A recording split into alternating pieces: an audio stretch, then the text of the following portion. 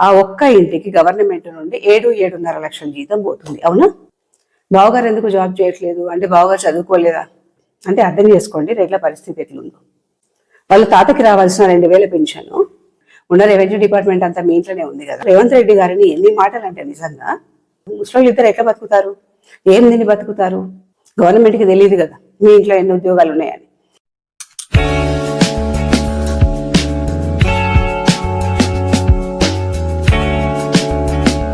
Hello అండి, నమస్తే. నేను లతా సింగిరెడ్డి. నేను కలెక్టరేట్కి వెళ్ళాను. అక్కడ కలెక్టర్ గారు రావడానికి ఒక 2 hours టైం పట్టింది అంటే అక్కడే కూర్చొని వెయిట్ చేస్తా ఉన్నాను. అదే టైంలో పక్కన ఒక తమ్ముడు వచ్చి కూర్చున్నారు. కామన్గా పక్కనే కూర్చున్నారని గెలకడం, పలకరించి మాట్లాడడం మనకు అలవాటే కదా. అట్లనే ఆ తమ్ముడితో మాట్లాడుతూ ఉంటే నిజంగా నేనైతే షాక్ అయినా. తమ్ముడు ట్రిపుల్ పీజీనంట ఇక్కడ ఉస్మానియా యూనివర్సిటీ నుండి. ఎక్కడ ఉంటారు తమ్ముడు అంటే ఇంకేముందాక అక్కడే ఉంటాను అంటే ఫుడ్ అది బయట హాస్టల్లో ఉంటే ఇబ్బంది అవుతుంది కదా అని చెప్తున్నాడు. మంచిగా బిందాజుగా చెప్తున్నారు. అమ్మ నాన్న ఏం చేస్తారయ్యా అని అడిగా. అమ్మ నాన్న గోదావరికంలో ఉంటారక, ఇద్దరు టీచర్సే అని చెప్పారు. ఎంతమంది అసలు మీరు అని అడిగా. అన్నయ్య, నేను, అక్క, చెల్లె, 4 అక్క ఇంట్లో అని చెప్పాడు. సరే అని అన్నయ్య పెళ్ళయిందా అని అడిగా. పెళ్ళయిందక్క అని చెప్పాడు. ఏం చేస్తారు అన్నయ్య, ఏం చేస్తారు అంటే అన్నయ్య ఎంపీడీఓ అంట. వదిన ఏం చేస్తుంది అంటే వదిన ఆర్డీఓ అంట. అక్కకి పెళ్ళయిందా అని అడిగి. పెళ్ళయిందక్క, అక్కకి 2 పిల్లలు అని చెప్పాడు. సరే మీ అక్క ఏం చేస్తుంది అంటే అక్క ఆర్డీఓ అన్నట్టు. బావగారు ఏం చేస్తారు అంటే బావగారు ఎంఆర్ఓ అన్నట్టు. మీరు అంటే నాకు పెళ్ళయిందక్క, నేను అంటే ప్రజెంట్ నేను మాత్రమే ఖాళీ, మా ఇంట్లో అందరూ జాబ్సే, అందరూ గవర్నమెంట్ జాబ్సే, నేను మాత్రమే అదే వేటలో ఉన్నాను, తొందరలో నాకు కూడా జాబ్ వస్తుంది అక్క అని చెప్తున్నాడు. నాకు అర్థం కాలే, ఇదేందయ్యా అనుకున్నా. మీరు కలెక్టర్ గారి దగ్గరికి ఎందుకు వచ్చారు తమ్ముడు, ఇక్కడ ఏం పని మీకు అని అడిగాను. అంటే నేను క్యాజువల్గా నవ్వుకుంటూ అడిగాను, ఏం పని మీద వచ్చారు అని. అంటే అబ్బాయి నన్ను కూడా అడిగాను, అక్కడ మీరేం పని మీద వచ్చారు అంటే పలానా పని మీద వచ్చాను అని చెప్పిన. ఆ అబ్బాయిని కూడా అడగాలి కదా ఫార్మాలిటీ కోసం, దేనికోసం వచ్చారు తమ్ముడు అని అడిగిన.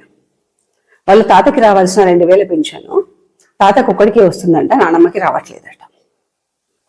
ఇదే విషయమే ఎంఆర్ఓ గారికి చెప్తే లేదు ఒక్కరికి ఇస్తారు, ఫ్యామిలీలో 2కి ఇవ్వరు అన్నారట. అట్లనే క్యాస్ట్ సర్టిఫికేట్ కోసం కూడా ఎంఆర్ఓ గారు ఇబ్బంది పెడుతున్నారట, 1-2 యూసిండంట. అందుకని ఎంఆర్ఓ పైన కంప్లైంట్ చేయడం కోసం వచ్చారు ఇక్కడికి కలెక్టర్ గారిని కలవడానికి. నేను అన్నా వెంటనే, ఉన్న రెవెన్యూ డిపార్ట్మెంట్ అంతా మీ ఇంట్లోనే ఉంది కదా, ఎంఆర్ఓకి వాళ్ళు ఫోన్ చేసి చెప్పలేరా అని. లేదక్క, వాళ్ళు ఫోన్ చేస్తే ఒక మా ఫ్యామిలీకి పని చేస్తారు కానీ మిగతా మా కులపోళ్ళందరికీ చేయరు కదా. అందుకని చెప్పి మా కులపోళ్ళ కోసం అని చెప్పి వాళ్ళ బావు కోసం అని నేను వచ్చినాక, అట్లనే మా ఇంట్లో 2 పెన్షన్స్ రావాలి కదా, ఒకటే వస్తున్నది, అది కూడా కలెక్టర్ గారితో మాట్లాడదామని వచ్చిన అని చెప్పిండు. అట్లనే ఆయన మాట్లాడుతూ రేవంత్ రెడ్డి గారిని ఎన్ని మాటలు అంటే నిజంగా ఆయన ఎట్లా చెప్తున్నాడు అంటే, కాదక్క నాకు అర్థం కాదు, ముస్లింలు ఇద్దరు ఎట్లా బతుకుతారు, ఏం తిని బతుకుతారు, ఒకరికే ఇస్తే ఎట్లా, ఆ 2,000తో వాళ్ళు ఎట్లా బతుకుతారు, 2కి ఇవ్వాలి కదా, 2కి అయినా 2,000 ఇస్తే ఎట్లా బతుకుతారు, మనిషికి 4,000 ఇవ్వాలి కదా. కళ్యాణ లక్ష్మి అన్నాడు, మా చెల్లె పెళ్లి ఎప్పుడూ అయ్యింది, ఇప్పుడు కళ్యాణ లక్ష్మి రాలేదక్క. వీటికి వచ్చి మాట్లాడుతూ ఉన్నాడు. నాకు అర్థం కాలేదు. ఒకే ఇంట్లో అన్న, వదిన, అక్క, బావ, ఈయన వైఫ్, వీళ్ళ అమ్మ నాన్న అంటే ఎంతమంది అయినరు? 7 గవర్నమెంట్ ఉద్యోగాలు. 7 గవర్నమెంట్ ఉద్యోగాలు, అందరూ మంచి మంచి హోదాల్లోనే ఉన్నారు. అంటే ఎంత లేదన్నా కూడా ఆ ఒక్క ఇంటికి గవర్నమెంట్ నుండి 7-7.5 లక్షల జీతం పోతుంది. అవునా? ఒకే ఫ్యామిలీ కదా, అక్క, బావ, అన్న, వదిన, అమ్మ, నాన్న అంటే ఒకటే ఫ్యామిలీ కదా. వీళ్ళందరికీ కలిసి ఒకే ఇంట్లో 7 ఉద్యోగాలు, 7-7.5 లక్షల జీతం వాళ్ళ ఇంట్లోకే పోతుంది. అవునా? ఇంకా వాళ్ళ తాతకి పెన్షన్ ఎందుకు నాకు అర్థం కాలేదు. చెల్లె కళ్యాణ లక్ష్మి ఎందుకు, వీళ్ళకి క్యాస్ట్ సర్టిఫికేట్ ఎందుకు? ఒక ఇంట్లో ఒక ఉద్యోగం వచ్చిన తర్వాత ఇంకా వదులుకోవాలి అసలు అయితే. అవునా? అట్లా కాదు అని చెప్పి ఉన్న మొత్తం మందికి, ఇంట్లో ఎంతమంది ఉంటే అంతమందికి అన్ని గవర్నమెంట్ ఉద్యోగాలు ఇచ్చేసి అన్ని రిజర్వేషన్లో ఇచ్చేసి ఒకే ఇంట్లో మీరు 7, 8, 9, 10 ఉద్యోగాలు ఇచ్చేస్తే మిగతా వాళ్ళ పరిస్థితి ఏంది? అదే కులంలో, అదే ముందూరు కాపు కులంలో, అదే పటేల్స్ లో మొత్తమే ఇంట్లో ఒక ఉద్యోగం లేని వాళ్ళు ఎంతమంది ఉన్నారు? అలాంటి వాళ్ళకి కదా మీరు అవకాశం కల్పించాలి.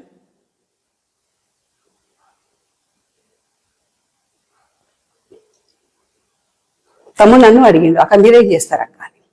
నాన్న ప్రస్తుతానికైతే నేను హౌస్ వైఫ్ని, మా వారు రియల్ ఎస్టేట్ చేస్తారు, నా పిల్లలు 2 సాఫ్ట్వేర్ అయ్యా అని చెప్పాను. నీకేందక్క సాఫ్ట్వేర్, పెద్ద పెద్ద జీతాలు, బిందాస్ లైఫ్ లో దాకా టెన్షన్ లేని బతుకు కదా అని చెప్తున్నాడు.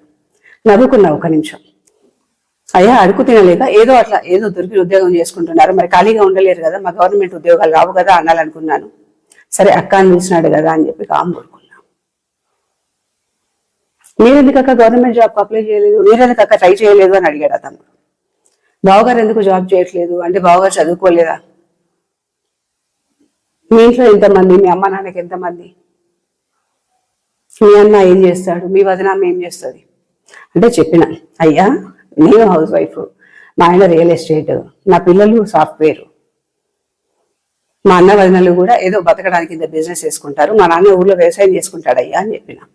పాపం అతను జాలీగా చూస్తున్నాడు. అంటే అర్థం చేసుకోండి రెడ్ల పరిస్థితి ఎట్లుందో. ఆ అబ్బాయి ఏమన్నాడు, మీకెందక్క బిందాస్ లైఫ్ రెడ్లు అట.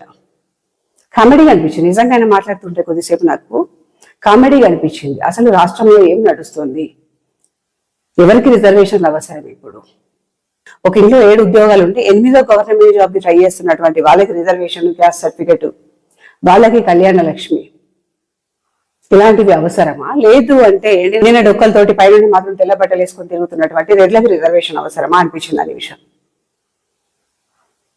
అయినా వాళ్ళకి తృప్తి లేదు. ఇంట్లో 7 ఉద్యోగాలు ఉండి నెలకి 8 లక్షలు 7.5 లక్షలు వచ్చినప్పటికీ వాళ్ళకి ఇంకా సాటిస్ఫాక్షన్ లేదు. ఈయన ఉద్యోగం కొట్టాలట, అక్క పిల్లలు పెద్దగా అయినట, వాళ్ళు గవర్నమెంట్ జాబ్స్ కి ట్రై చేస్తున్నారట అని చెప్తుంటే నిజంగా అసలు వారి ఏం బతుకులు మా అయ్యి అనిపించింది. ఇంకా ఆయన రేవంత్ రెడ్డి మీద పడి ఏడుస్తున్నాడు. రెడ్డోడు సీఎం అయ్యాడు, ఈ ఎమ్మెల్యే రెడ్డోడే అక్క, ఆ ఎమ్మెల్యే రెడ్డోడే, మా ఎమ్మెల్యే కూడా రెడ్డినే అక్క. అంటే వాళ్ళకి అదొక జీవన ఆధారం అయిపోయింది. బతకాలి అంటే ఖచ్చితంగా గవర్నమెంట్ ఉద్యోగం కొట్టాలా. గవర్నమెంట్ ఉద్యోగాలు అనేవి కేవలం వాళ్ళ కోసమే ఉన్నాయి. తెలంగాణలో రెడ్లు లేరు, తెలంగాణలో ఉన్నటువంటి రెడ్లు పన్నులు కట్టట్లేదు, తెలంగాణలో ఉన్న రెడ్లకి కడుపులు లేవు, తెలంగాణలో ఉన్నటువంటి రెడ్ల పిల్లలకి భవిష్యత్తు లేదు. ఇంకా ఆయన ఎంఆర్ఓ మీద కంప్లైంట్ చేయడానికి వచ్చారు. ఆ ఎంఆర్ఓ ఎవరా అంటే పాపం ఒక రెడ్డోడు కాబట్టి మాకు హెల్ప్ చేయట్లేదు అక్క అని చెప్తున్నాడు ఆయన. నేను ఒక రెడ్డి నాకు తెలిసి కూడా నాతోనే చెప్తున్నాడు, అక్క రెడ్డోడు కాబట్టి మాకు హెల్ప్ చేయట్లేదు. మీకు తెలుసు కదా అక్కయ్యగా, మా పటేల్స్ అంటే రెడ్లకి పడదు, ఆయన లోపల పెట్టుకొని మాకు హెల్ప్ చేయట్లేదు అని. అక్కడ గవర్నమెంటే చెప్తోంది, ఒక ఇంట్లో 2 పెన్షన్లు ఇవ్వరు, వైఫ్ అండ్ హస్బెండ్ ఇద్దరికి ఇవ్వరు, ఇద్దరు ఒకరికే ఇస్తారు అని. ఎంఆర్ఓ రెడ్డి కాబట్టి కంప్లైంట్ చేయడానికి వచ్చారు అక్కడికి. నా ముందే కూర్చొని సేమ్ రేవంత్ రెడ్డి గారిని తిడతా ఉన్నాడు. ఆయన ఇది చేసిండు, ఆయన అది చేసిండు, ఇంకా కళ్యాణ లక్ష్మి రిలీజ్ చేయట్లేదు, పెళ్ళై 4 months అయింది, 5 months అయింది అని. నెలకి 7-8 లక్షలు జీతం తీసుకుంటారు మీ ఇంట్లో గవర్నమెంట్ జీతము. మీ ఇంట్లో ఆడపిల్ల పెళ్ళి అయితే కళ్యాణ లక్ష్మి అవసరమా? దీన్నే అంటాను నేను, దేశం మీద పడి తింటున్నారు, దేశం మీద పండి తింటున్నారు, ఇలాంటి వాళ్ళకి రిజర్వేషన్లు వద్దు అని. ఆయన చూసిన తర్వాత అయితే నాకు నిజంగా ఇక్కడికి చెప్తున్నాను కానీ నవ్వాలా ఏడవాలా అర్థం కాలేదు. అదే ఇంట్లో 7 ఉద్యోగాలు ఉంటాయి, నువ్వు వింటుంది మొత్తం యూనివర్సిటీలో ఫ్రీగానే, కాలేజ్ ఫీజు ఉండదు, ఎగ్జామ్ ఫీజు ఉండదు, హాస్టల్ ఫీజు ఉండదు, ఫుడ్కు బిల్లు లేదు, బెడ్కు బిల్లు లేదు. అయినప్పటికీ ఇంకా గవర్నమెంట్ మీద పడి తింటూ ఇంకా మీకు క్యాస్ట్ సర్టిఫికెట్లు, ఇంకా రిజర్వేషన్లు కావాలి, ఇంకా రిజర్వేషన్ల కోసం కొట్లాడుతున్నారా? ఇట్లా ఇన్ని గవర్నమెంట్ జాబ్స్ పెట్టుకొని ఇంట్లో మనిషికి అంత ఇన్కమ్ పెట్టుకొని 7 ఉంటే 7 తలా ఒక కారు, 7 తలా ఒక ఇల్లు, అందరికీ నెలకి లక్ష జీతం. అయినప్పటికీ ఇంకా వాళ్ళకు రిజర్వేషన్లు ఇవ్వాలి. వాళ్ళు వచ్చి మళ్ళీ రెడ్ల మీద పడి ఏడవాలి. బాగుంది కదా వినడానికి. ఇలాంటి వాళ్ళైనా ముందుకు వచ్చి చాలు ఇంకా మా ఇంట్లో 6 ఉద్యోగాలు 7 ఉద్యోగాలు, మనిషికి ఉద్యోగం దేనికి, పర్వాలేదు మేము పోటీ పడతాము, మాకు చాలు రిజర్వేషన్ అని చెప్పి ఎందుకు వదులుకోవట్లేదు? ఆయన ఏమంటున్నాడు, టాలెంట్ మేము టాలెంట్తో సంపాదించుకున్నాం అక్క, టాలెంట్తో ఉద్యోగాలు వచ్చినాయి అని. ఒక ఎగ్జామ్కి ఫీజు కట్టాలి అంటే రెడ్లు అయితేనేమో 100 రూపాయలు, అదే బీసీలు అయితే 40-50, ఎస్సీ ఎస్టీలు అయితే మొత్తమే లేదు. కాలేజ్ ఫీజులు లేవు, హాస్టల్ ఫీజులు లేవు, మీరు చదువుకున్నంత యూనివర్సిటీలు అన్ని ఫ్రీగా ఇచ్చి చదివిస్తాయి. ఇంత చేసిన తర్వాత గవర్నమెంట్ ఉద్యోగాలు సంపాదించి ఇంకా మీరు రెడ్ల మీద పడేయడం ఎంతవరకు కరెక్ట్? ఇంకా రాష్ట్రం మీకు ఏం చేస్తలేదు అంటే, ఇంతకంటే ఇక్కడ రాష్ట్రం ఏం చేస్తుంది ఇంకా మీకు? ఇప్పుడు ఈ తమ్ముని గురించి ఎందుకు చెప్తున్నాను అంటే, ఇలాంటి ఇన్సిడెంట్లు నాకు ఇప్పటికీ ఒక 4-5 సార్లు ఎక్స్పీరియన్స్ అయ్యింది. ఇదివరకు కూడా ఒక వీడియోలో చెప్పినాను. నేను కరీంనగర్లో ఉన్నప్పుడు స్టార్టింగ్ లో ఒక ఎస్సీ ఇంట్లో రెంట్కు ఉండేదాన్ని. ఆ ఇంట్లో కూడా అంతే, వాళ్ళిద్దరు వైఫ్ అండ్ హస్బెండ్స్, ఒక ఆమెనేమో టీచరు, ఆయనేమో హెడ్ మాస్టర్. వాళ్ళ అక్క బావ ఇద్దరు ఆర్డీఓలే, వాళ్ళ పిల్లలు ఇద్దరు ఏవో గవర్నమెంట్ జాబ్సే, రెవెన్యూకి సంబంధించి ఏవో గవర్నమెంట్ జాబ్స్. అబ్బాయి రీసెంట్గా ఐఏఎస్ అయినట్టున్నాడు. వాళ్ళ అమ్మ నాన్న ఇద్దరు రిటైర్డ్ టీచర్సే. అంటే ఆ ఇంట్లో కూడా 8 ఉద్యోగాలు. 3 floors బిల్డింగ్ కట్టుకున్నారు. 3 floors బిల్డింగ్ ని రెంట్కి ఇచ్చేశారు.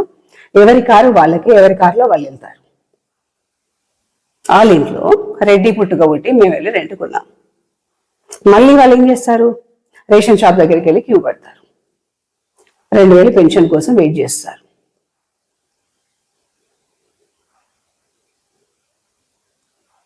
ఇందిరా మిల్ల కోసం అప్లై చేసుకుంటారు. ఇది పరిస్థితి. అసలు ఈ గవర్నమెంట్ ఉచితాల రూపంలో ఎవరికి ఇస్తుంది? ఈ ఉచితాలు ఎవరి కోసం? ఈ రిజర్వేషన్లు ఎవరి కోసం? ఖచ్చితంగా చట్టం తేవాలి. ఒక ఇంటికి ఒకటే ఉద్యోగం, రిజర్వేషన్లు ఒకటే ఉద్యోగం. ఒకరికి ఉద్యోగం వచ్చిన తర్వాత ఆటోమేటిక్గా ఫినాన్షియల్ గా వాళ్ళు సెటిల్ అయిపోతారు. నెక్స్ట్ తరాలకి, నెక్స్ట్ వాళ్ళ పిల్లలకి, వాళ్ళంతా జనంలో పడేస్తే సరిపోతుంది.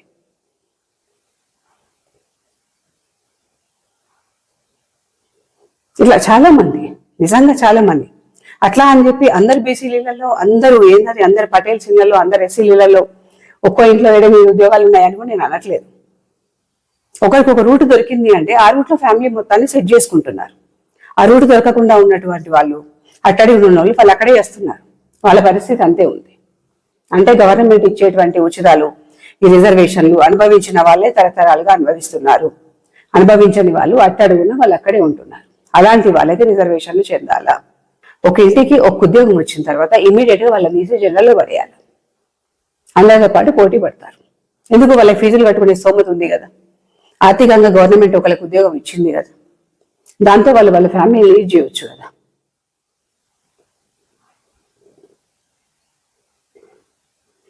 తమ్ముడు, సారీ రాజేందర్ పటేల్, తిట్టుకోవద్దయ్యా, ఇది నా బాధ మాత్రమే.